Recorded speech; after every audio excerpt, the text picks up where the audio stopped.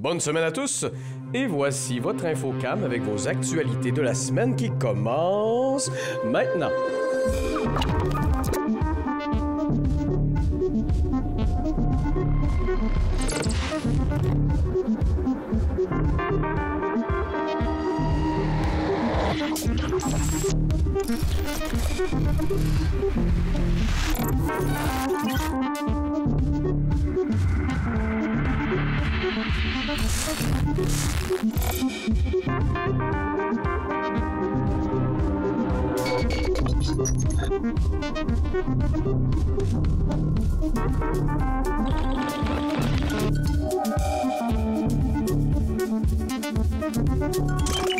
Gros projet qui a eu lieu autour de la ferme-école de l'ITAC avec Obakir, entre autres, qui ont creusé, restructuré, replacé. Bref, c'est un peu scientifiquement compliqué, mais bref, Antoine a plus le tour que moi de vous présenter tout ça.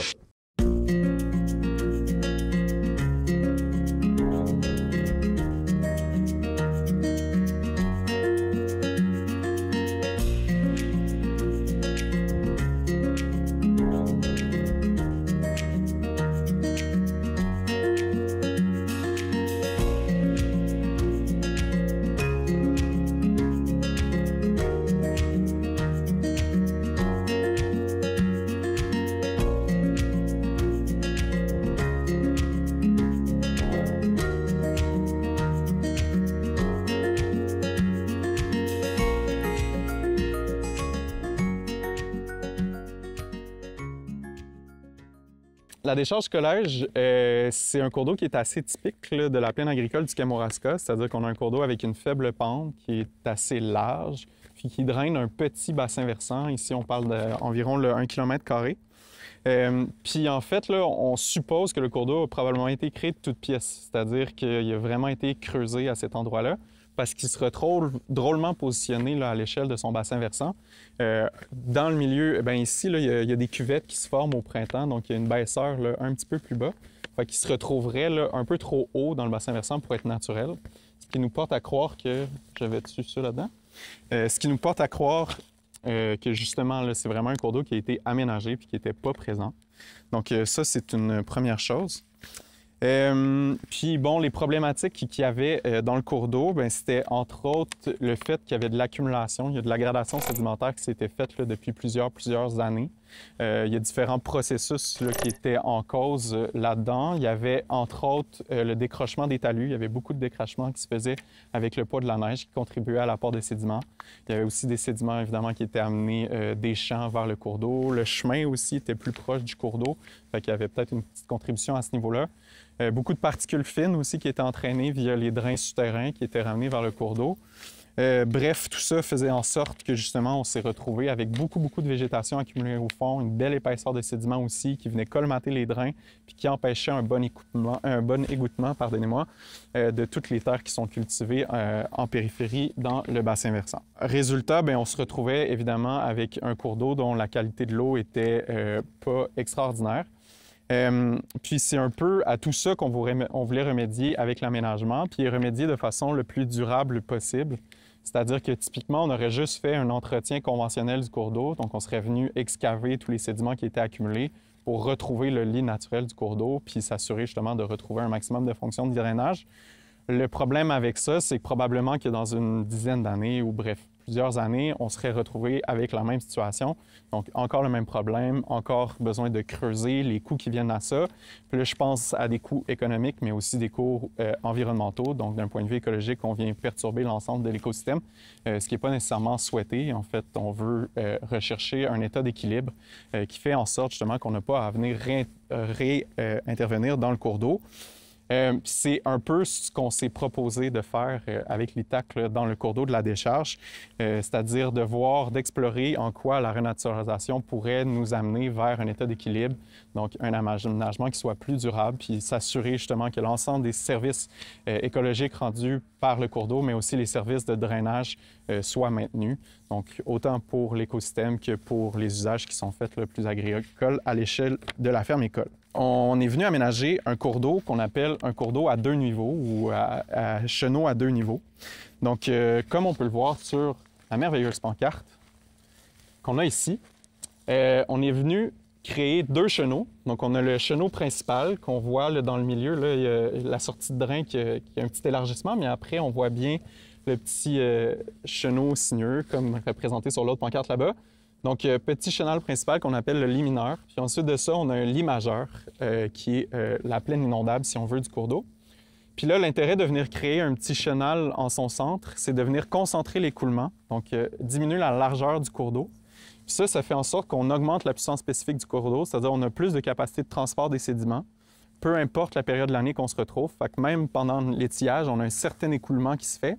Puis ça, bien, ça fait en sorte que justement, il y a du transport des sédiments qui est fait à l'année, puis on évite de se retrouver dans une situation où on a un cours d'eau très large, où il n'y a pratiquement plus d'écoulement, puis là, les sédiments fins se déposent tranquillement, puis on a le phénomène d'accumulation qui se fait.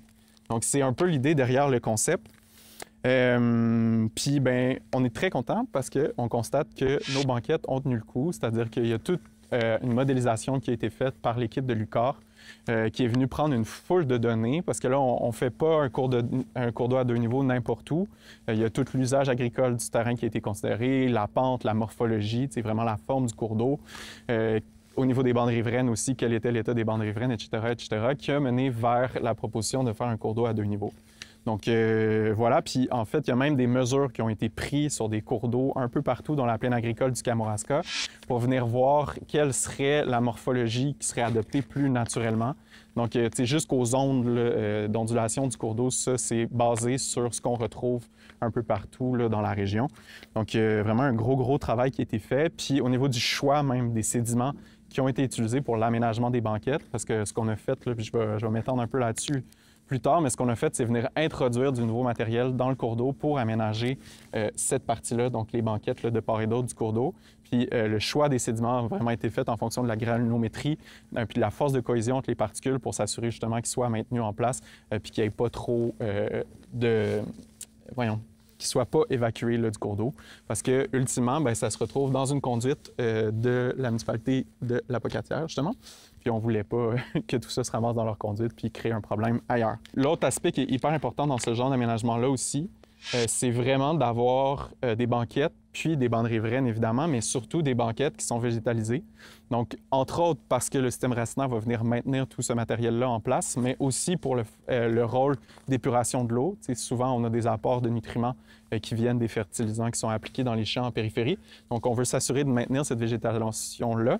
Puis, bien, comme les racines des plantes baignent pratiquement en permanence dans le substrat, bien, il y a vraiment une extraction qui se fait au fur et à mesure de l'année.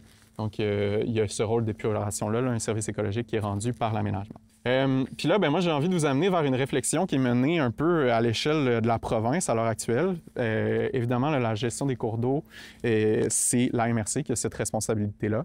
Il y a des entretiens qui sont faits chaque année. Puis, en fait, la MRC gère les demandes d'entretien, mais c'est très peu balisé. C'est-à-dire que, bien, c'est pas très peu balisé, mais c'est vraiment un pouvoir discrétionnaire qui revient à la MRC d'intervenir ou pas sur un cours d'eau. Puis là, bien, il y a plein de MRC au Québec, la MRC de Drummond, entre autres, d'Arthabasca, Val-Saint-François, de Kamouraska, la MRC des Érables, puis la MRC du Haut-Richelieu, qui se sont rassemblés avec la GRCQ, entre autres, pour réfléchir à se donner des lignes directrices sur les raisons d'intervenir ou pas dans un cours d'eau. Puis là, bien, on a fait l'exercice de se poser la question, est-ce qu'effectivement, on serait intervenu au niveau de la décharge du collège avec ce qu'on observait? Donc, dans les lignes directrices qu'on a, bien, c'est souvent, il y a le facteur esthétique qui est considéré. Les producteurs nous appellent et disent, bon, mais là, il y a plein de plantes, justement, qui poussent dans le fond du cours d'eau, puis là, il y a de l'accumulation. Bien là, ça, dans les propositions qui étaient faites, bien, ce ne serait pas nécessairement un critère qui nous forcerait à intervenir, le critère esthétique. Un peu la même chose, s'il n'y a pas de menace aux biens et à la population, bien, encore là, on ne vient pas intervenir dans le cours d'eau. Puis, s'il y a de l'accumulation sédimentaire, bien, ça non plus, c'est pas nécessairement une bonne raison. Toutefois, si on se retrouve avec une épaisseur de sédiment qui est supérieure à 30 cm au-dessus d'un drain, à ce moment-là, on interviendrait. Donc ça serait une bonne raison, une ligne directrice qui nous amènerait à agir sur le cours d'eau. L'autre chose aussi, c'est quelle est la direction que prend le cours d'eau au niveau de sa forme. Puis là, bien, on a 2 grands procédé là, qui se passe dans nos cours d'eau au Québec. Il y a le phénomène d'aggradation, donc c'est la diminution de la capacité hydraulique du cours d'eau, ce qu'on observait ici, c'est-à-dire qu'il y a de l'accumulation de sédiments qui se fait au fil du temps, en opposition avec un phénomène d'incision ou d'érosion. Donc le cours d'eau vient se creuser par lui-même, probablement parce qu'il gère trop de débit. Puis là, bien, dans un phénomène d'aggradation, effectivement, on va se retrouver justement avec la dite épaisseur de 30 cm et plus, puis probablement des drains colmatés. Puis là, bien, ça, on va vouloir intervenir puis aménager, par exemple, un cours d'eau à 2 niveaux. Fait que là, c'est vraiment plus sable-gravier qu'on a importé, puis même, il y avait des blocs à l'intérieur. Fait que ça, c'est chouette aussi d'un point de vue habitat du poisson, entre autres. Là. Si on a des gros blocs, bien, souvent, il y a une fosse qui va se créer en arrière du bloc. Fait que là, bien, ça, c'est intéressant d'un point de vue du poisson. Puis bref, mais oui, c'est assez grossier, là, le matériel qui a été introduit. Puis c'était un peu le souhait aussi, là, dans tout ça, c'est de rendre le tout accessible et faisable, réplicable. Ce qu'on a fait, c'est qu'on a ensemencé les rives avec un mélange B, puis on a mis aussi, le gracieuseté de l'Itac, encore un blé d'automne qu'il y avait dans les silos, fait qu'on a rajouté ça en plante-abri. Puis sinon, sur les banquettes, on avait fait ça le premier à l'automne, parce que là, les travaux se sont terminés, on était rendu un mois de novembre, je pense. Fait que là, le plus rapidement possible, on a mis un blé d'automne, puis il a repris, tu sais. Fait que là, ça a joué son rôle le temps que ça a duré, mais au printemps, tout était mort après les inondations. Fait que là, on est venu mettre un mélange là, de semences indigènes qui, normalement, tolère autant la sécheresse que les inondations. Fait que là, avec un peu de chance, ça va se maintenir, puis on va avoir un couvert végétal. Typiquement, on a une vision très, très statique d'un cours d'eau, c'est-à-dire qu'on crée une forme, puis on veut maintenir cette forme-là dans le temps, mais typiquement, justement, naturellement, ce qui créerait dans ce genre de système-là, c'est... Là, on est comme dans un semi-mobile ici, là, mais comme je disais tantôt, on aurait une recharge sédimentaire qui se fait au fur et à mesure. Donc à ce moment-là, les banquettes vont se déplacer. Ils ne seront pas toujours statiques au même endroit. Puis là, bien, par exemple, dans le cas ici, justement, si l'année prochaine, on a moins d'eau, bien, peut-être qu'il va y avoir de l'accumulation de sédiments qui va se faire à la sortie. Là, ce qu'on a fait, c'est qu'on a tout fait pour que ça fonctionne et que ça soit pérenne dans le temps. Fait que c'est entre autres pour ça là, que ça a coûté plus cher que d'autres des types là, de cours d'eau à niveau dont j'ai parlé, là, qui peuvent être aménagés. Mais dans le cas ici, on voulait justement s'assurer qu'il y ait retour sur investissement puis que ça soit visible le plus longtemps possible. C'est pour ça qu'on a fait ça de cette façon-là, qu'on a investi autant de sous puis qu'on y croyait, comme vous y croyez justement, là, de mettre en place cette vitrine-là puis que la forme soit maintenue et visible pour de nombreuses années. La Fédération de l'UPA du Bas-Saint-Laurent faisait une sortie de presse récemment.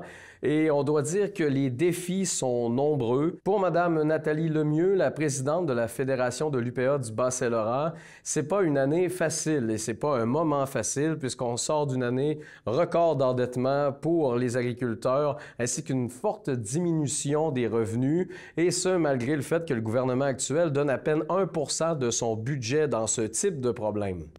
Juste pour vous mentionner, moi, j'ai à cœur énormément le Bas-Saint-Laurent, la production agricole au Bas-Saint-Laurent, qui est répartie sur l'ensemble de notre territoire, qui habite notre territoire, le rapport socio-économique qu'ils ont dans nos régions. Fait que juste pour faire un petit rappel, les producteurs agricoles, on est tout près de 2000 entreprises agricoles au Bas-Saint-Laurent.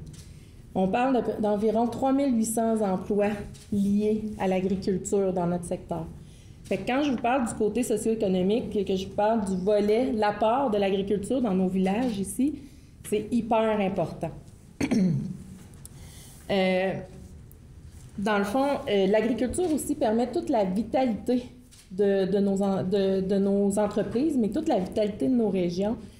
Les entreprises agricoles qui habitent nos villages, bien, ça fait en sorte qu'on a des commerces locaux qui sont présents encore.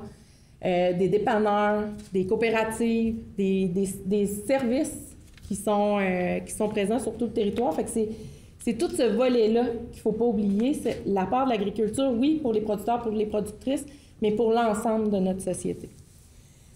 On a quand même des défis. Vous l'avez vu, vous nous avez suivis quand on a eu la mobilisation il y a plus d'1 an. On a des défis pour les régions périphériques, les régions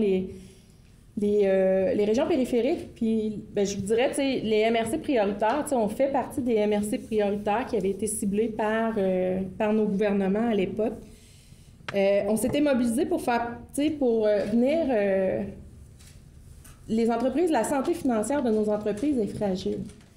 On a, à l'heure actuelle, on a un gouvernement qui met moins d'1 % de son budget au niveau de l'agriculture, qui met moins d'1% de son budget pour la sécurité alimentaire, qui met moins d'1% de son budget pour ces régions, pour que l'agriculture perdure dans ces régions. Donc, on l'a mentionné souvent que c'était insuffisant, puis les défis sont encore plus grands dans nos régions parce que quand on parle au niveau des transports pour faire venir nos entrants, donc les frais de transport qui sont à la hausse, on parle des taux d'intérêt qui ont monté, la marge de profit qui reste au niveau de nos entreprises agricoles, elle a diminué énormément dans les dernières années. En plus à ça, s'ajoute la valeur des terres. On est la deuxième région ici au Bas-Saint-Laurent où on a eu la plus grande hausse au niveau de la valeur des terres. Plus de 14% d'augmentation dans la dernière année. Fait que ça nous amène aussi à des taux d'endettement qui sont records. Puis c'est pas pour rien qu'on a tout près de 400 entreprises qui utilisent le fonds de roulement, un programme qui est au niveau de la financière agricole, parce qu'il manque de liquidité pour faire face aux défis, de leur production, aux défis environnementaux, avec les changements climatiques. Julie va en parler aussi. C'est pas pour rien qu'on vit, on vous parle souvent de l'accaparement des terres, mais si on avait des entreprises qui arriveraient de façon positive, qui auraient une économie qui serait intéressante, qui serait profitable, bien, on réussirait à attirer des jeunes. On réussirait à attirer nos relèves pour prendre la place de nos producteurs, nos productrices. On réussirait à approcher des relèves non apparentées aussi qui viendraient s'établir, mais qui habiteraient et non ce qu'on vit à l'heure actuelle, qui est l'agriculture des gens qui viennent acquérir les terres, mais plus pour faire une agriculture de capitaux versus une agriculture de proximité, comme on le souhaite, comme notre modèle actuel nous le propose. Donc, des défis qui sont grands encore. Les gens, c'est ce qu'ils viennent nous dire aujourd'hui. On a 13 résolutions qui vont être débattues sur le plancher. On en a 3 à l'heure actuelle de fait, mais ils viennent pour passer leur message, pour démontrer encore leur importance. On a un beau Bas-Saint-Laurent. On a une capacité de production dans les productions animales. Le climat qu'on a ici, la saison de végétation qu'on a est favorable pour nos céréales, est favorable pour nos productions animales, laisser place à des pâturages, à l'établissement de prairies. Donc, c'est ce qu'ils viennent porter comme message aujourd'hui. Pour Mme Julie Gagnon, qui est la première vice-présidente de la Fédération de l'UPA du Bas-Saint-Laurent, eh bien, c'est au niveau climatique que le bas blesse, entre autres, en ce moment, dont des sécheresses et beaucoup d'autres types de défis un peu partout sur l'immense territoire qu'ils ont à représenter. Donc, encore une fois, de gros défis. Fait que bonjour à tous. Fait que, on parle aussi de changement climatique. Le changement climatique, c'est de l'adaptation. On est toujours en mode adaptation comme producteurs, productrices. Que nos producteurs et productrices, ils doivent faire, et sans oublier que ceux-ci, celles, ils doivent sortir de l'argent de leur poche, soit sortir dans des années difficiles. Donc, toujours payer sans avoir des contributions, sans avoir de l'aide pour les aider. On a eu une année en montagne russe, vous le savez, avec Dame Nature, avec la météo. On a tout eu. On a un printemps pluvieux, pas beaucoup de journées pour semer, donc des semences plus tardives, des problématiques à ce niveau-là, des problématiques de maladies aussi, pas d'espace pour les travaux. Un été en montagne russe, on a été différents dans certaines régions. Notre région est très grande. On parle d'une grande période de sécheresse. Dans quelques-uns d'entre vous, j'ai fait des entrevues avec eux cet été. Vous l'avez vécu, la nappe phréatique est à son minimum. Donc, on n'a jamais été basse comme ça avant. Les agriculteurs, ils ont dû, pour leur troupeau, leur entreprise, relever les manches puis développer de nouvelles méthodes, mais à quel prix? Ils ont dû creuser des nouveaux puits, des fois à plus d'une reprise, donc on ne trouvait pas la veine, donc à 1 fois, 2 fois, 3 fois, ce qui fait en sorte que les prix de creusage sont de plus en plus grands. Ils ont su rajouter de l'argent aussi. Il y a une baisse de rendement dans certaines cultures qu'on a vécues, dans le maïs, dans les céréales, dans certains secteurs. On est obligé d'ajouter de la ventilation, des brumeuses dans certains secteurs. On a eu des baisses de rendement carcasse, donc dans la production porcine. Donc, on avait des baisses de rendement par vache pour les producteurs de lait avec une sécheresse parce qu'on ne veut pas. Il fait 40 dehors. On n'est pas tous équipés de ventilateurs technologiques pour pouvoir le faire. Fait que donc, il y a des problématiques là-dessus. On a des producteurs maraîchers qui ont dû ajouter des points d'eau. Des points d'eau pour faire de l'irrigation. On a beaucoup de producteurs de proximité. Ces producteurs de proximité-là n'ont pas les sous nécessaires pour commencer quand on démarre. On s'entend, c'est les 5 premières années qui sont critiques pour eux. On a 51 % de nos entreprises qui sont des entreprises soit de proximité ou des entreprises de démarrage. Donc, on doit penser à eux, on pense à tous les producteurs, toutes les productions confondues. Ces changements climatiques-là sont importants. Les programmes sont où? Les programmes le font pour qui? Puis en même temps, quand on a des programmes, bien, qui doit les monter? Il ne faut aussi pas oublier que nos producteurs-productrices sont souvent seuls sur les entreprises à monter des documents, à être là-bas et arriver à dire « OK, je suis épuisé, puis là, on va aller vers de la santé psychologique. » Quand on est une entreprise, que tu as 2, 3, mais même à ça, avec la grosseur, quand on veut avancer, bien, ça devient de plus en plus difficile parce que la paperasse s'ajoute à tout ça. Fait que c'est un résumé que je peux vous dire pour la partie plus changement climatique. Pour M.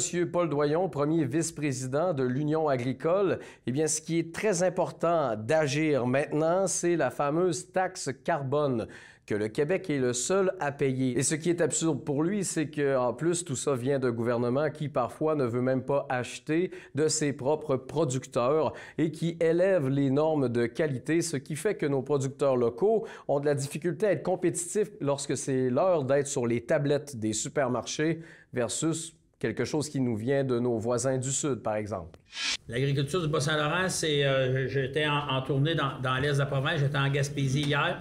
Les belles régions agricoles avec beaucoup de potentiel agricole. Il faut juste avoir des façons de bien encourager ces gens-là, des façons d'attirer de la relève pour que des gens s'installent sur ces territoires-là. Puis ça, bien, ça prend des conditions d'affaires qui sont intéressantes et puis qui sont compétitives.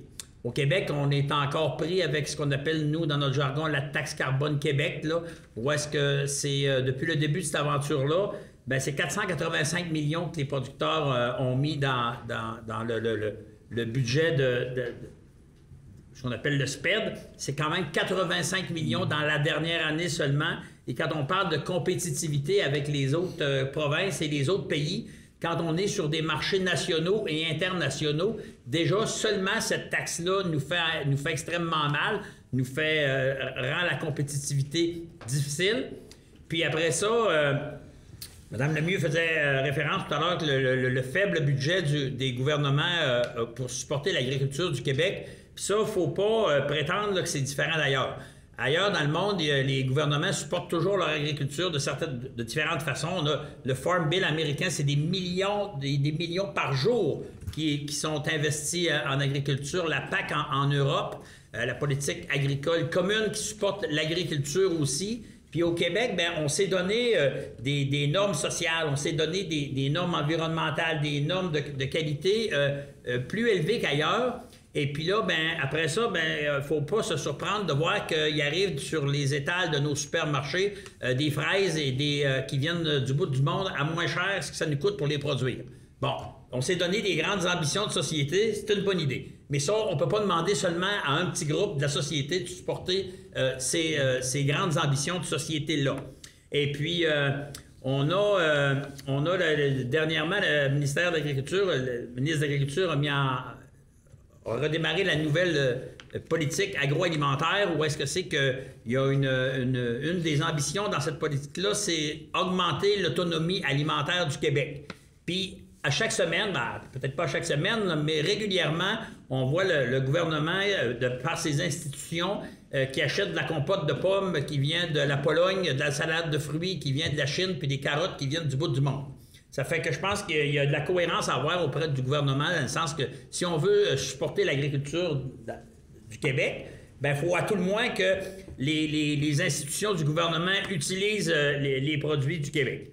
Et puis, quand on parle de toutes les normes sociales, bien, on aime ça être meilleur que les autres, puis on est fiers de ça, mais c'est comme je disais tantôt, finalement, on ne peut pas demander seulement tout le temps au même monde de supporter ces grandes ambitions de société. Tu avais tout le modèle canadien là, qui a été mis en place, mais comme le Québec avait déjà son modèle, bien, le fédéral reconnaissait le modèle québécois, et là, au fédéral, ça a été enlevé dans toutes les provinces dès l'arrivée de M. Carney, et puis c'est quand même demeuré au niveau du Québec. Puis quand on parle des régions périphériques, là, il y a le diesel que eux utilisent dans leur production, mais tous les intrants qui viennent d'ailleurs dans la province, qui viennent souvent des régions centrales, le fait de devoir déplacer de la production vers les marchés, bien, on double tout le temps l'impact de cette taxe carbone-là, là, parce qu'à chaque fois qu'on achète quelque chose, il y a tout le temps une petite ligne à la fin qui nous dit surtaxe carburant.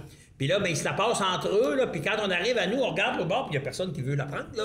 On s'en va sur le marché, là. Ça fait que c'est un déséquilibre important, puis c'est majeur. Puis ça, là, ça presse là, pour enlever ça. Puis là, on a un nouveau ministre de l'Agriculture. S'il veut faire sa marque, là, c'est un bel endroit pour le faire. La rentabilité des entreprises qui est affectée par cette compétitivité-là qui est pas bonne. Là. Puis plus tu es plus loin dans notre région est quand même grande. On parle de la Pocatière jusqu'à Matane. Donc, plus tu t'en vas loin, plus que la taxe carbone va être plus grande, plus que les frais de transport vont être plus grands. Puis on a fait quand même des études, on a rencontré des gens à dire, bon, on va faire une étude sur un produit qu'on va faire venir de la même place par 2 compagnies, puis on aurait des écarts quand même très grands pour une quantité qu'on a besoin pour le troupeau. Fait que, veux pas, c'est majeur pour nos producteurs. C'est extrêmement difficile d'électrifier parce que le fonds d'électrification qu'on appelle, là, dans lequel on investit la taxe carbone, là, ça doit servir à améliorer l'adaptation au changement climatique, ces choses-là, puis l'électrification des opérations au Québec. Bon, au niveau agricole, là, des tracteurs électriques, il n'en existe pas encore. Puis souvent, le réseau électrique rural est pas suffisamment fort pour supporter des installations importantes au niveau électrique dans les campagnes. Ça fait que c'est pour ça qu'on demande d'être remboursé. On n'a pas ce qu'il faut pour aller récupérer les sommes qui devraient retourner à l'agriculture. C'est tout pour InfoCam cette semaine, en espérant que vos actualités ont pu nourrir votre soif de connaissances sur ce qui se passe dans votre région. Et sur ce, c'était Benoît Murray et je vous dis à la prochaine.